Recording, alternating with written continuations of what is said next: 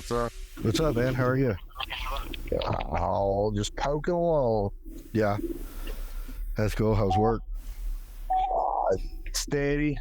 Yeah. Not too shabby. I'm going to try to limp this truck home. I stuck a piece of metal in my sidewall of my tire at lunch and then lost a little PSI, but I think I can make it to the house and I'm going to go pick up a set of tires when I get there. Yeah, okay. Patch it up or something, or just have to get a whole new tire? I guess it's in the sidewall. You have to get a whole new one, huh? Well, I found a set on Marketplace. And I'm going to go snag it up if they're in good condition like she says they are. Yeah, that's cool. We better get it fixed before turkey season. Yeah. Yeah, what do we get? Definitely going fires to get around for that. What do we got? A week and a half? Regular season, yeah, week and a half. Juvenile starts this weekend. Oh, okay. So you're taking your daughter out? Yeah. Nice. Take my daughter and my son. You taking her out to the farm that you deer hunt? Yeah. I'm take her there, and then my ex-wife and her husband have got a little spot that's tied in with their house that has turkeys fly off the roost daily, and it's right on the edge of a holler. Oh, They roost on the ridge and fly down in the field beside their house, and they told me I could bring them over there and look to if I wanted to. Oh man, that would be a blast. I can't wait. I'm getting excited about it now. You gonna try to take the bow? No, I never killed a turkey with a bow. I've thought about it, but then I watch videos of it, and it just seems like it's so risky because it seems like you lose a lot of birds with a bow. Have you ever killed one with a bow? Yeah, I killed a couple with the bow. It is risky. Don't get me wrong, but very small margin on vitals. But it's no worse than shooting one in the head with a shotgun. Yeah, I would like to at least do it once, but there's just something about shooting them in the face with a shotgun that's just fun, just a good time. Yeah. Man, that's awesome that you're going to be going this weekend. Yeah, have you been out listening for them? I have not. I haven't made the effort to get up in the morning, just because you going to work at 7:30 and dealing with kids, and yeah, it's just too much involved in that. I'm gonna try to go Friday morning just to verify the birds that I'm watching are where I think they are. Right. I've still got to put a blind up, and I'm gonna have to do that, I guess, in the middle of the night, because this one group of birds is not leaving this spot. They're literally staying within a 300-yard range all day long. Cool. So, you know what I've noticed about turkeys though is like you could do a lot in the night and it doesn't bother them all. I've walked in with a headlamp on and like made noise all the way to a tree and sat in a tree and looked up at daylight and a turkey's gobbled in the tree that I've been sitting against, Yeah. So yeah, they all are. They're not scared of a whole lot at dark. I don't know if they're just heavy sleepers or if they just don't pay a lot of attention to things. Well, they must just not have very good night vision at all and just not be able to see anything and just be up in those trees and just have no idea what's down there. I'm assuming with them being able to see color that they probably can't see anything. Yeah, it's probably just more like us. Whereas a deer is colorblind, so he sees the silhouettes and the outlines and everything at all times. Yeah, more of a grayish. Yeah, I never really thought about that. That's a good point. Hey, when you killed your ones with a bow, did you do it from a blind?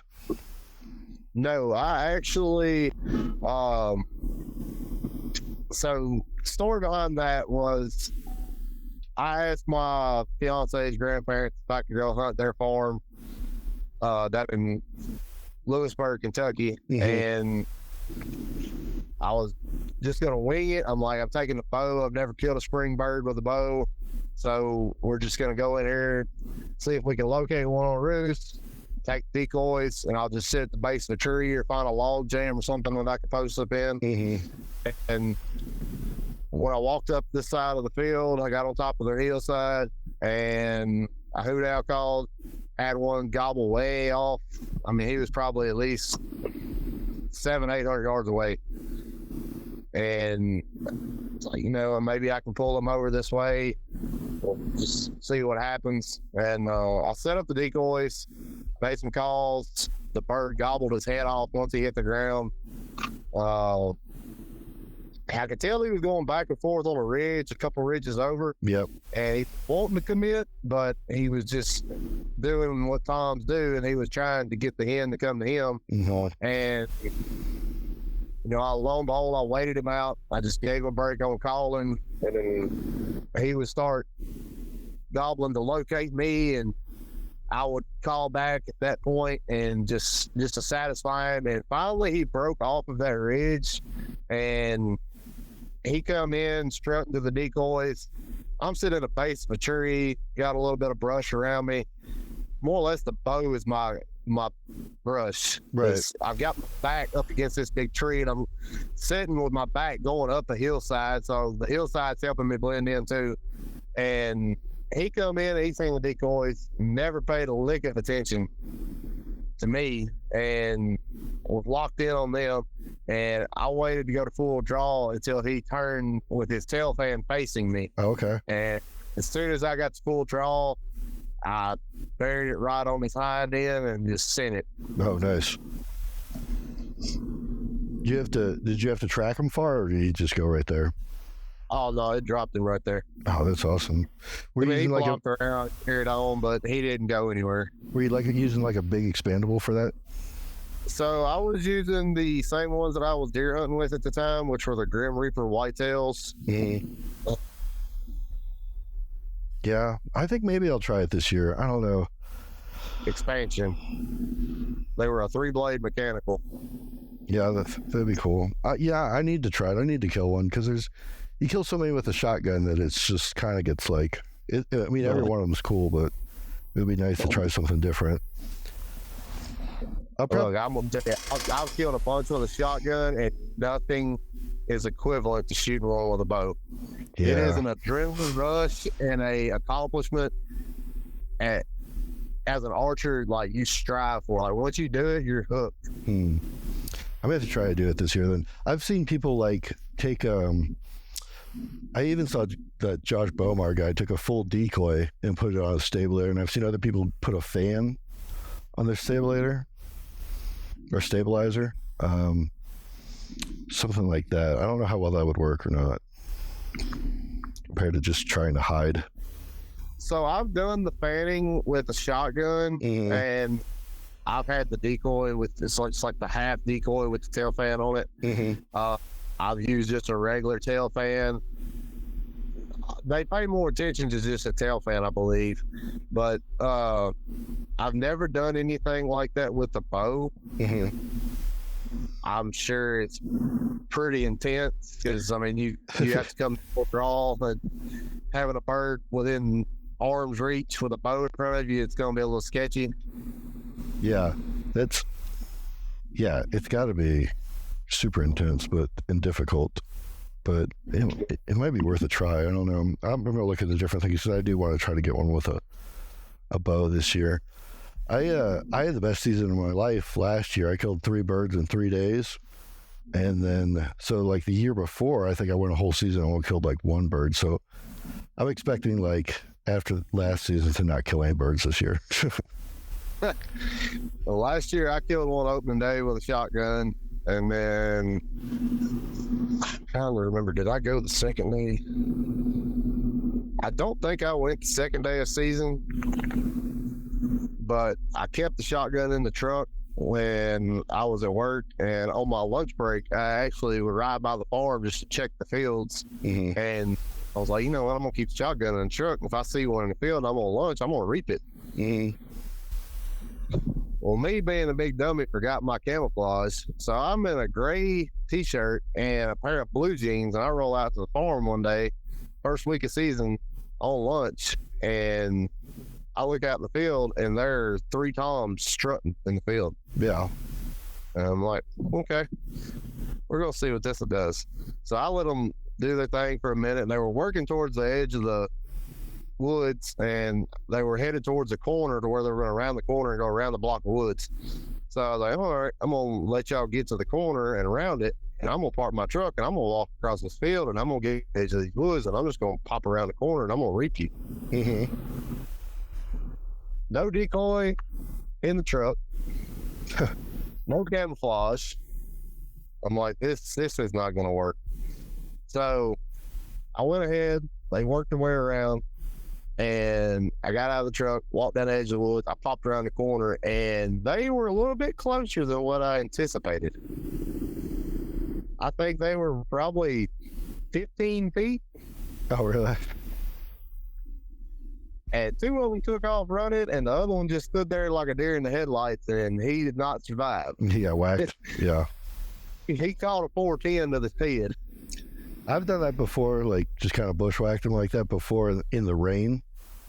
It's like they're all out in the field and been able to move around those. But I had camo and stuff, so that was a completely different story. It just came up from like it's kind of a funny story. It's one of those one-time deals. Like, yeah, I killed a turkey in my bare clothes that I wear to work, and I just bushwhacked him. He never knew I was there. Mm-hmm. But after you do the one-time deal, you're like, okay, that's not fun anymore. Well, Yeah. that's not what hunting is. That's not what gets the adrenaline pumping. Like, Yeah, I've gotten to the point of turkey hunting where like I'm more about like the feeling of the scenario. Like I want it to like be right and stuff. I care more about that than like just killing a turkey. You know what I mean? Like the whole experience of all of it. Like just some nice, pretty open woods or something, and the birds just gobbling their heads off, you know, and just kind of playing that chess game with them and stuff. And that's kind of what I'm into now, you know. Something with turkeys is always like the scenery. Like you always strive to have that pretty warm, sunny day, no, where you can hear all the birds gobble, and you just want the best scenario. You want to be able to witness them at their best. Yeah, I 100% agree with that, because like if it's like a giant buck or something, I'll kill them, you know, whatever the weather is, doesn't matter. But like I've killed turkeys before, like in the rain on a real shitty day, and I'm like, you know, it didn't feel the same. It was like, yeah, this kind of sucked today, you know. But like just to have them out there strutting and doing the thing and just being like how it's supposed to go down, that's what I'm looking for, you know. Or like just you know, the scenarios where we're deer hunting and we have a deer come in, like we don't want to stand there and watch the deer. Yeah, we want to shoot him as soon as we get an open shot. Whereas a turkey, we want to sit there and watch it. We want to embrace what they're doing and listen to them, and just watch them in all of their elements. Yeah, especially after you kill enough of them, because after you kill enough of them, you just like appreciate like how pretty they are and like everything going on, and like being able to be close enough to hear them like drumming and stuff, you know. That stuff's cool to me. When you can hear one spit and drum, it raises the hair on your neck. Yeah, I know. I'm trying to do a little bit more. I still use decoys and stuff, and I don't have any problems with decoys. I'm trying to use them more sparingly, because I killed 2 of the birds without them last year, and I really like that. Just in the woods, just scratching at the leaves and trying to play like hide the hen, you know, to as soon as they can see where that hen should be, it's already too late for them, you know. But but then at the same time, I do like to hunt like field birds and stuff with like with a Jake or something, because there's just something cool about them coming in and fanning up and then trying to fight the decoy and stuff. I mean, that's just cool to watch. Yeah, watching them attack a decoy and flog it, it's what you come for. Yeah. I mean, it's part of just taking it all in of what a wild turkey actually does. I really want to start. I've thought about trying to film my turkey hunts before, but it's so hard, you know. Yeah, I'm wanting to get into the filming side of things with deer and turkey. You know, we've talked about me starting up a little media deal and design, logo design, and trying to make some shirts and sell them and just see where it goes. I mean, nothing like I'm going to quit my day job. It's just something for fun. Right. But what was the name of that Instagram page you started? It's Hunt 365. Okay. Cool. Yeah. On there. I mean, it's fresh. It doesn't have really anything on it yet. I've been waiting on turkey season to kick off, and the weather hasn't been right really to be even shed hunting, so I haven't got to get out and do any kind of pictures and trail camera checking, anything like that. So I've got all of my cameras back in except for one. I still have to go get one, and the only reason that it's still out there is because I made the drive all the way up to Kentucky to go get it, and I forgot the key. I forgot that I put like a Python lock on it, and I forgot the key. Please tell me you did not walk to that tree to find it and realize you didn't have the key. Oh no, I walked all the way to the tree. I walked all the way to it and then realized I didn't have the key, and then just sat there and stared at it, trying to figure out some way that I could break the lock or something. And then I just gave up and went back to the truck. And now that's the only one I still got out. Disgust on that camera. Yeah, I know. So, what kind of you got any specific gear that you're running this year for turkey season that you like, or anything that you just like tried and true, or anything new you're trying out? You know, I've always been a 12 gauge guy, like 3.5 inch load, 5-6 shot.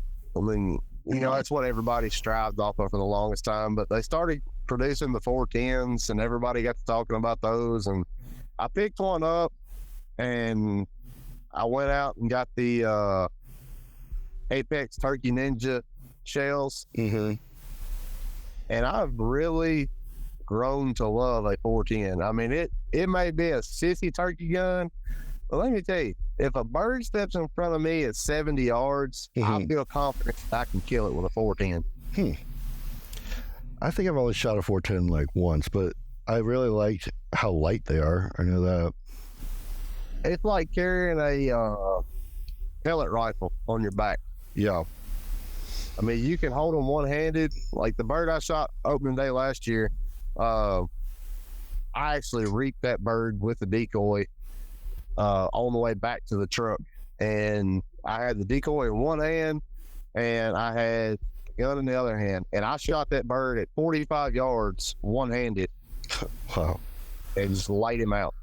Isn't it crazy how many turkey hunts are successful from times that you don't think they're going to be successful? Because I'll go out and you hear them gobbling on the tree, and I'll get all set up, and then it doesn't happen for whatever reason. He wanders off, follows some hens or something like that. And then the days that I am successful, it's usually like I sit down to like have a drink of water or something and hear a gobble in the distance, and then go follow that, and then it's a hot bird somewhere else that I was not even planning on, you know? Yeah, those hunts are always the ones that seem to be the best. I mean, you can't go wrong with a hunt that works out in the way that you want it, but when a hunt turns from bad to good and you didn't expect it to, I mean, that makes up for a lot of things. Yeah, I agree. I got that, so it was expensive. I had to sell like 3 of the other guns I had to buy it, but I bought that, I don't know if you see it, the Browning Synergy over under turkey gun they make. Yeah. I bought one of those about 2 or 3 years ago, and I really like that thing. It's got a red dot. Are you using a red dot on your 410? I am. Yeah. I love that thing, man. Like I haven't missed a bird since I've gotten the red dot on mine, just because like sometimes in the heat of the moment you're just not down on the gun, you know, but like wherever that red dot is, that's where it's going, you know, so you can be completely off the gun. Well, foolproof. If the dot is on it, you're good to go. Yeah, as long as you've taken it out and done your due diligence of patterning it and stuff, and you make sure that your dot's on. I got my daughter out this weekend and let her shoot it for the first time, and I had it on a tripod, which it wasn't clamped down. It was just a standard tripod with a V on top of it and the gun laid in the middle of it. And she's 7. She'll be 8 in August. And I was like, you know, I'm just going to let her do her thing, and we're going to see what happens. And, you know, I worked through the process. But she shot a really good deer back in October anyway with a AR, so she knows how to work a gun. and Okay. she's very mature for her age. So I don't really have any concerns about her knowing what to do. Mm-hmm. And I just worked through the steps with her on shouldering the gun, getting her head down, finding the target, and squeezing off the trigger. And first shot that she put out was 25 yards, and she plastered the head of the target. Really? So That's great. at that point, I knew that we were set for this coming weekend. Excited. I'm going to be tickled to death if she kills one. Yeah, and a 410 is a perfect gun for her to be using, you know. So my son's gonna go too, which he's killed 2 birds before. He's again the last couple of years. He's at that age where he's kind of just wishy-washy on what he does, but he does show interest in deer hunting and shooting a bow, and he likes going with me. And How old is he? And he's 11. Okay. What age did you take your kids hunting for the first time, or like let them shoot a gun? Because I don't have any kids, so I don't know that kind of stuff. So I always wonder. So my son actually killed his first deer at the age of 5. Really? Yeah, we started shooting a 223, which is actually the same one that my daughter shot her deer with. It's just an AR platform, adjustable stock. Right. He killed a doe at age 5, and then it was, I believe he was 7. I believe he was 7 when he killed his first turkey. That was with a 20 gauge. How is a 20 gauge on a 7-year-old? It's not bad. Okay. Not bad at all. I had it clamped down to a bog pod death grip. Oh, So okay, cool. In a blind? with that little added extra weight, I mean, it helps keep the recoil down. Yeah. So, and I've always taught them, if they're shooting a tripod, to have one hand on the tripod, like pushing force against it to keep it from rocking back, and then have their right hand on the gun, controlling the gun. So, okay, that's interesting to know.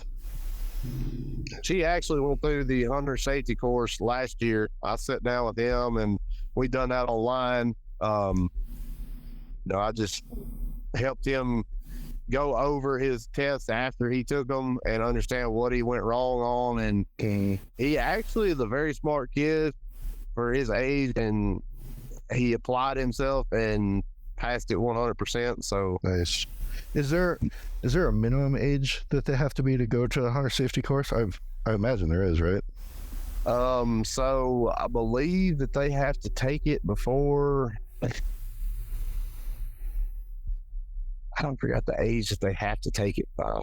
But there is an age requirement that enforces them to take it. Gotcha. Oh, okay. So they can go hunting with a parent and not take it up to a certain age, and then after a certain age, you're saying they have to take it? Yes. Okay. I can see that. Makes sense. But yeah, he's gonna go this weekend. My daughter's gonna go, so I'm hoping that they can both get a bird. I've had thoughts of trying to put them both in the same blind, because I've been watching a group at one spot of the farm that there's 4 longbeards in the group. Oh, try to get them double up. But I don't know if my nerves can handle getting a 7 and 11-year-old on 2 birds and them simultaneously shooting. I don't know if I can handle that. Yeah, it'd be awesome though. I'm gonna try to let him go with a buddy of mine that's offered to take him to the other side of the farm on another group of birds. But if I just have that last minute decision, I'm gonna stick them both in the blind, and I'm gonna set with them, and I'm gonna try to get them a double. Yeah, I think that would be a really cool memory for them to always have, of them killing their turkeys together and it being my daughter's first. Oh yeah, they'd for sure remember that for the rest of their lives too. So, you running a turkey vest? I am. Which one do you use? I am running a Tenzing. Okay. I forgot the model of it. I've had it for 3 or 4 years. Yeah. Um, I'm trying something new out this year. I'm trying that Sitka tool belt, or the belt one. I haven't seen that one. Yeah, it's just like a fanny pack. Instead, you just wear it around your hips, and it's minimalist. It just has enough room for basically calls in a water bottle, nothing else. So last year I saw pad to it. It's got you know how like those camping pads or like glassing pads that fold up. It's got one of those on the bottom of it that you have to you can take it off and sit on it if you want. But I don't really need it because I've been, for the last 2 years, I was running like a First Light just chest rig and just keeping everything in my chest. And then I was just like running and gunning mostly. So I would just chase the birds and then just sit on the ground. And I wasn't really sitting for prolonged periods of time, so I didn't really mind it. Yeah, my ass is too flat to be sitting on the ground with no pad. Yeah, a lot of people say they have to have a pad. I don't mind it that much sitting on the ground. I always have problems like getting comfortable with the seat pad anyway. So it worked for me, I guess. Different strokes, different folks, but you know, it's being able to limit weight and stuff like that, especially hunting on public. I mean, yeah, especially the hill. I mean, it helps a long way. Yeah, especially the hills in Kentucky or something. Yeah, those hills up there can get you from time to time. Yeah, they're deceptive. They don't look that big, but they are. How do you feel about the Tennessee turkey change, the season dates? Because last year was our first year that they implemented the change, right? Yeah. Yeah. So I'm back and forth on this. Mm-hmm. I've always been used to the way that the seasons were structured, and it was always nice because you could hunt 1 week in Tennessee and dedicate solely to Tennessee, and then the following week Kentucky was opening up, so you could jump up there and hunt. Right. And now that they've restructured all that, they open at the same time. Uh-huh. The season falls on the same day. Their regular season falls on the same day. I mean, in the long run, it does cut some days out, but I guess they have their reason for doing so. Yeah.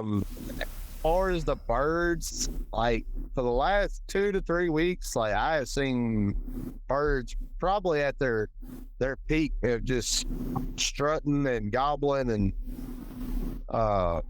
like I'm seeing them from the road and they're gobbling heads off. And I can't remember in years past where I've rolled up on a spot at the farm and been able to watch them in the truck and could hear them gobble. Yeah. I think so. Yeah. What I've noticed last year with the season change, and I think that I like the season change due to, I think that when it starts early, I know that they're already starting breeding and stuff, but I know when they're starting early and they're still in like their winter flocks, I think it's easy for the birds to get pressured early. And then that just followed through when they're hot and lonely too. It's just they still have that pressured mentality. And then it seemed like that they were easier to kill with the new season states because they didn't have any pressure before. And then you're going into the point where they're probably the hottest of the season and lonely, or getting to be lonely, you know, in the daytime.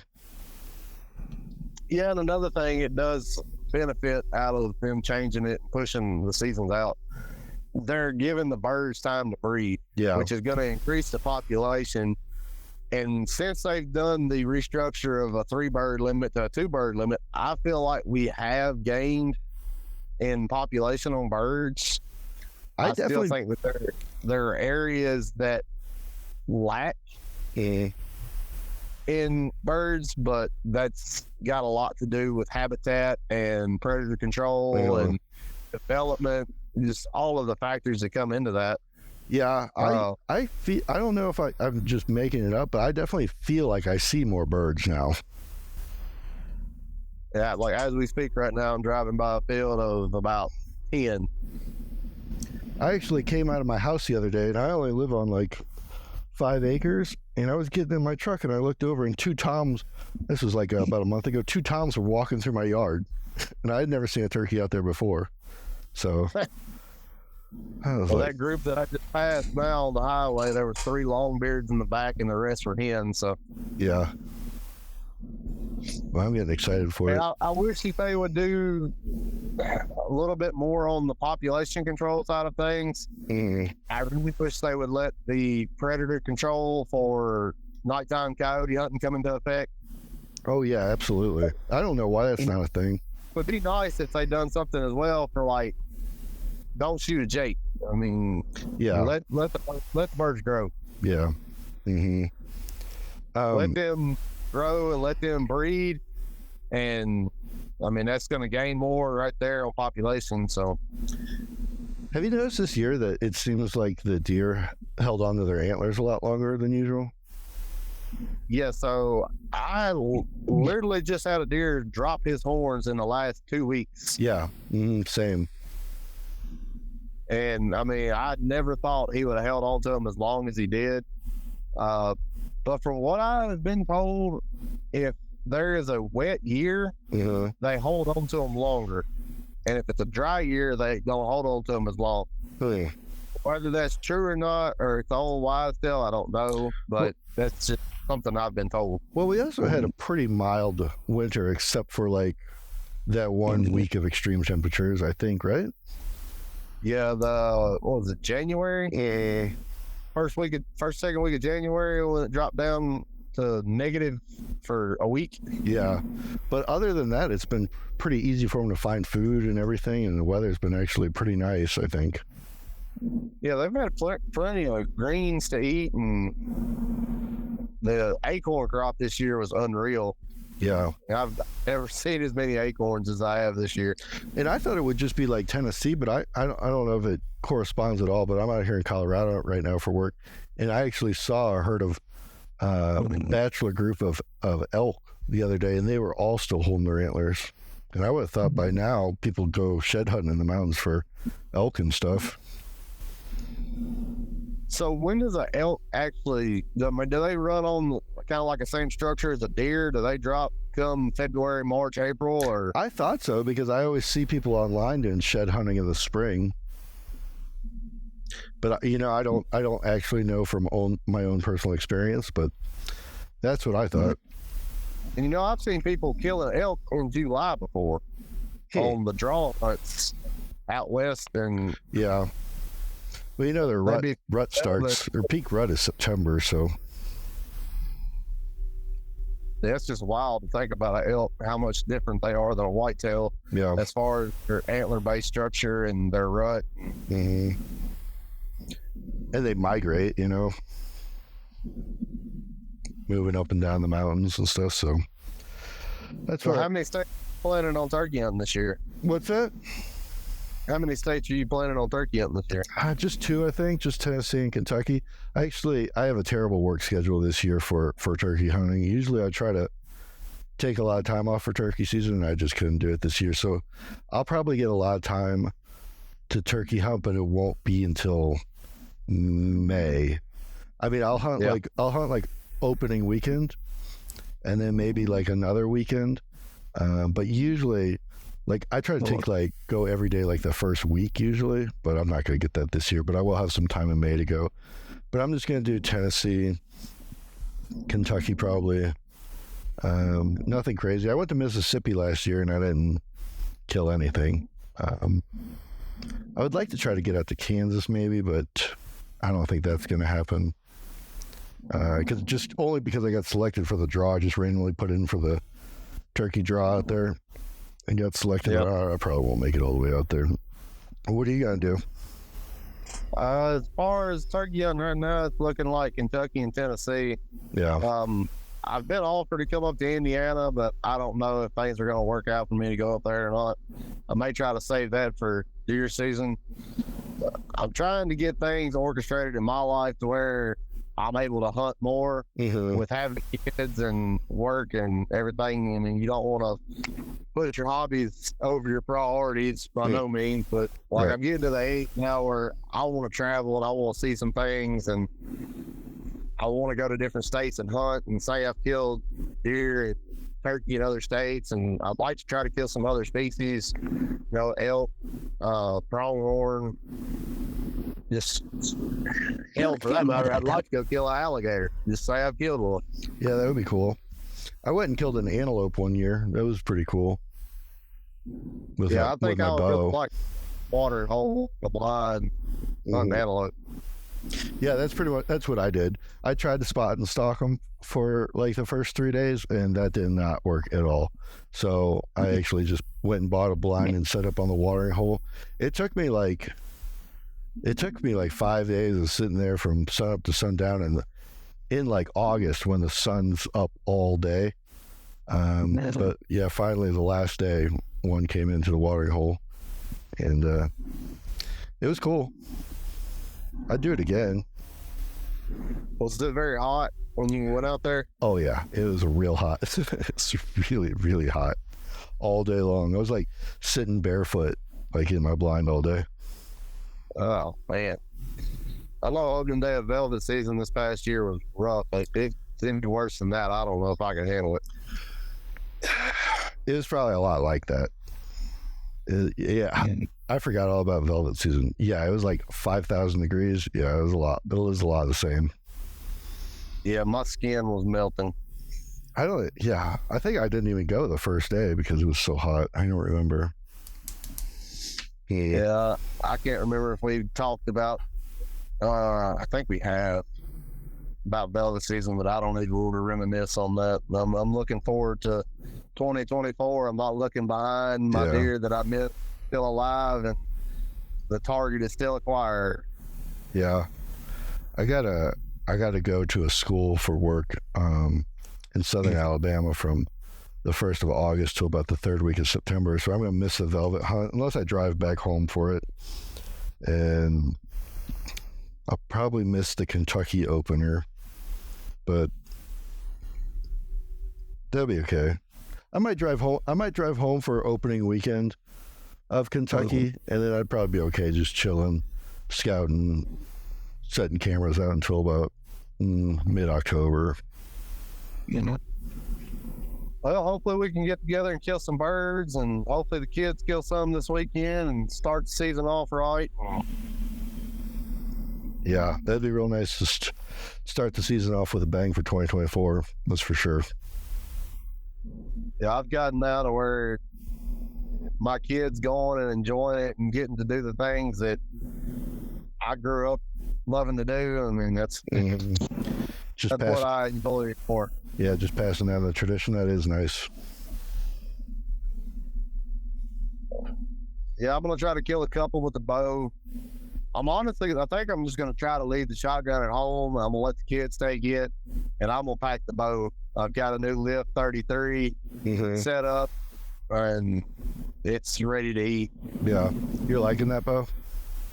I love it. It is. I had the V3X 33, and I thought that was the bow that could not be beaten. And, I had to make a splurge and be different and go try something else. And I had a bad run with a Bowtech, and I'm lucky it didn't get worse than what it did. Yeah, it blew up, right?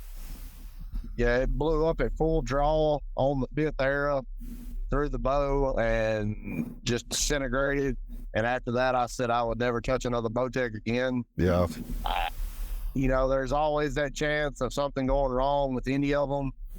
But, there was a time that those bows were notorious for blowing limbs. And they got away from that. And, I hunted with the SS-34 last year, and I really liked it and thought it was a comparable bow to the V3X33. I'm bad about swapping bows every year. Yeah. Everybody tell. I've swapped to a Lift 33 now, and dude, it's butter. Yeah, I have the V3X as well. I really like that bow, and I have the Phase 4, and I like that bow. I haven't shot the Lift. I really don't want to shoot the Lift because I don't want to buy one. Yeah, if you shoot one, you're gonna own one. Yeah, so I just negate that whole situation by just not going and shooting it. You know. It's like just driving a new car. There's a lot of similarities to where they feel the same, Yeah. but that new feature and just there's always something that you can pick out about a new one. I know. My boat is fortune for a 28 and a half inch draw at 70 pounds. Mm-hmm. I'm shooting a 390 grain arrow at 308 feet per second. Man, that thing is smoking, dude. My bow shoots at I don't know what my bow shoots at now because I upped the weight to 75 pounds, but I shoot my arrow grain's like 485, I think. So it's a little bit slower. I want to say mine shoots around 280. So mine's significantly slower than yours. Yours must just be like a laser going out there. I don't like shooting a light arrow like that. I usually like a 425 or better. But the bow tuned out really good. Mm-hmm. And I never had to make any adjustments with the top hats. Mm-hmm. Straight off the vise, it shot a bullet hole. So I was pretty happy with that. And at 28 and a half inches, I did drop a half an inch of what I'm normally running because the bow just felt a little long. I think a lot of Matthews bows feel long. Yeah, and I take the grip off of mine and run the side plates. So, I lose some right there in itself. Mm-hmm. But yeah, I run the side plates too. I can't complain about that bow. Have you seen the new side plates? They're like $300 that you can hook up to an app and it tells you how well you're shooting or something. If it tells you if you're torquing or doing something wrong or how much pressure you're putting against the bow on your shot. Yeah, it gives you a rating scale.